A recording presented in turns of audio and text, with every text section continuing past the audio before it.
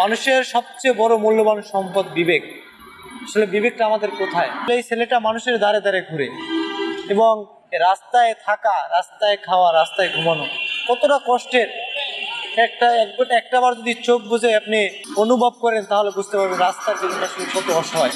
কারণ এটা তো মানুষ, একটা মানুষ কতটুকু পারে। আসলে মানুষের এটাই কি নিয়তি? পথ শিশু হয়ে কেউ কি জন্মায়? না, কখনো না। পথ শিশু হয়ে কেউ জন্ম নেয় না।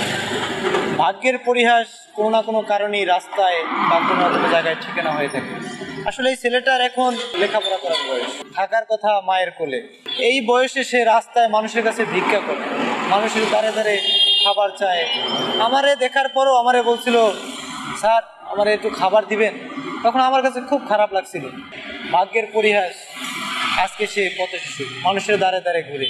সমাজের মানুষগুলো কেন এমন হয় জানি না। ইয়াসিন আরাফাত কিন্তু বারবার বলেছিল, বাবা ভালো না, মা মারা গিয়েছে, সৎ মা খুব ভালো, তাকে ভালোবাসে, বাবা তাকে ভালোবাসে না, বাবা দূর দূর করে বাড়ি থেকে বের করে দিয়েছে। আসলে এটাই কি হওয়ার কথা ছিল? মানুষের সবচেয়ে বড় মূল্যবান সম্পদ বিবেক। আসলে বিবেকটা আমাদের কোথায়? এই যে আমরা সকল সময় দেখবেন রাস্তাঘাটে যখন চলাফেরা করি, ধুলা ময়লা আমাদের কাছে কত বিরক্ত বোধ মনে হয়।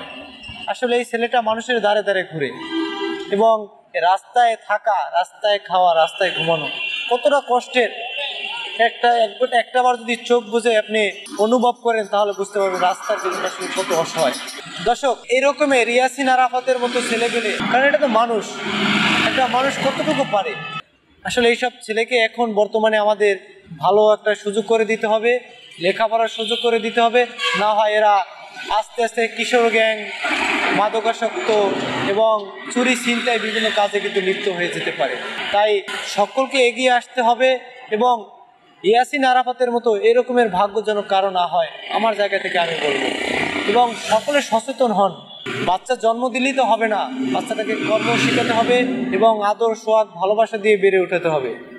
তাহলে সমাজ বদলে যাবে দেশ, বদলে যাবে এইরকমের আরাফাতের মতো মানুষের জীবন। তাই সকলে একটা বাচ্চা নেওয়ার আগে ভাববেন এবং চিন্তা করবেন, এই ছেলেটাকে আমি সঠিকভাবে লেখাপড়া করাতে পারবো কিনা, সমাজে প্রতিষ্ঠিত করতে পারবো কিনা।